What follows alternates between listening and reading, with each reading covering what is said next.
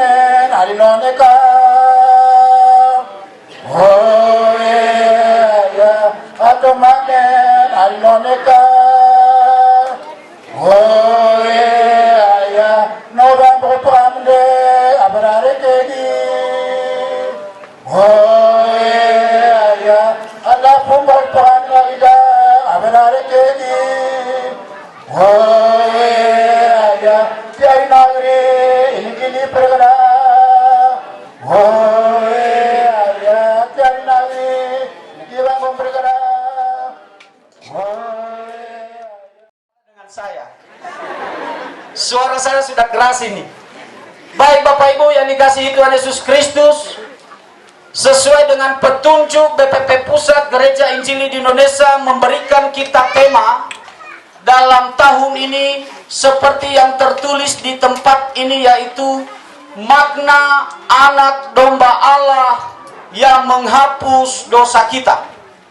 Makna anak domba Allah yang menghapus dosa kita.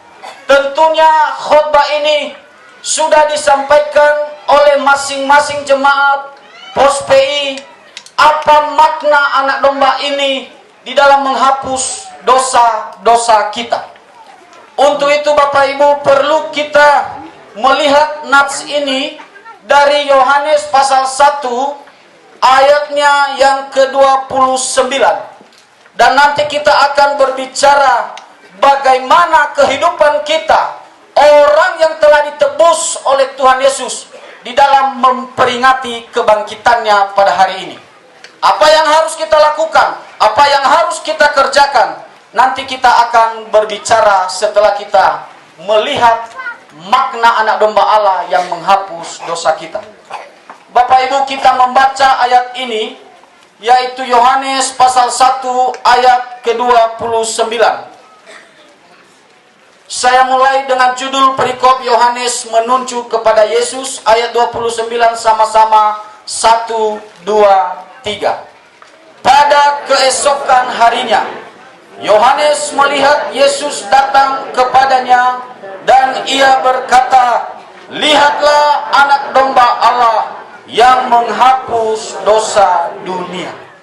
Bapak Ibu yang dikasihi Yesus Kristus, bahwa Yohanes Pembaptis yang berkata ini menyampaikan, memperkenalkan kepada orang-orang Yahudi pada saat itu siapakah Yesus.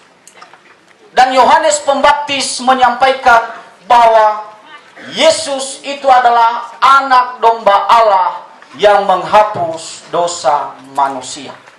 Nah, tentu kita berpikir bahwa apa yang dimaksud dengan anak domba Allah, dari mana secara mula-mula bahwa ada anak domba Allah di dalam karya penebusan umat manusia yang berdosa. Bapak Ibu, kalau kita melihat awal kejadian manusia jatuh di dalam dosa, bahwa ketika itu mereka membuat daun karena mereka melihat ketelanjangan mereka, membuat daun untuk menutupi aurat mereka karena mereka telah jatuh di dalam dosa. Tetapi itu tidak berkenan kepada Tuhan. Saat itu Tuhan membuat kulit dari ternak, yaitu kulit domba itu, untuk menggantikan yang namanya daun cawat itu. Sehingga itulah pengorbanan pertama sekali dilakukan di dunia ini, yaitu Allah sendiri. Untuk apa? Untuk menutupi aurat manusia pertama yang jatuh di dalam dosa. Bayang-bayang inilah yang diceritakan oleh Yohanes Pembaptis, bahwa suatu saat nanti bahwa ada anak domba Allah yang menghapus dosa manusia, yaitu melalui Yesus Kristus yang telah menjelma menjadi manusia.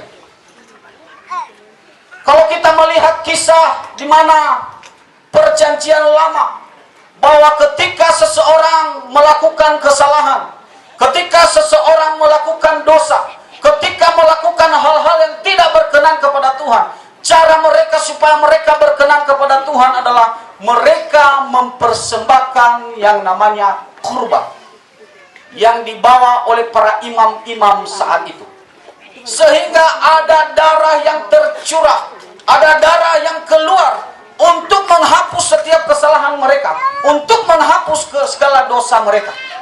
Lagi-lagi ini berbicara tentang bayang-bayang yang akan digenapi di dalam diri Yesus Kristus sebagai persembahan yang kudus di hadapan Tuhan. Terakhir, bahwa ketika bangsa Israel keluar dari Mesir, nanti kalau Bapak Ibu bisa baca di dalam Keluaran pasal 12, bahwa ketika bangsa Israel keluar dari Mesir, Tuhan memerintahkan kepada bangsa Israel supaya mereka mempersembahkan korban. Darahnya dioleskan di tiang pintu, sehingga ketika malaikat maut itu datang, bangsa Israel diselamatkan. Dan itu sudah menjadi ketetapan Tuhan turun-temurun bagi bangsa Israel. Dan itu di dalam agama Yahudi mereka memperingati 7 hari 7 malam, hari raya roti tidak beragi, dan hari Paskah.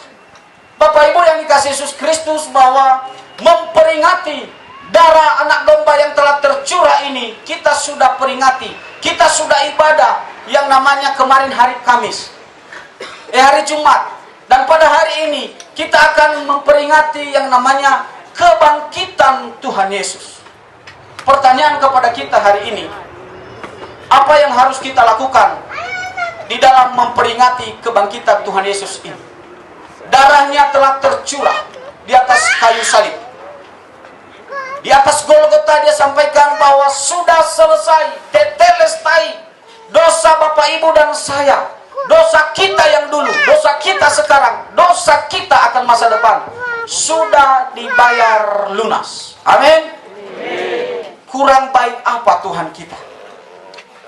Pengorbanannya, penderitaannya luar biasa, kebaikannya sudah dia berikan kepada kita. Pertanyaan kepada kita hari ini, apa yang harus kita kerjakan sebagai orang-orang yang telah ditebus oleh Tuhan?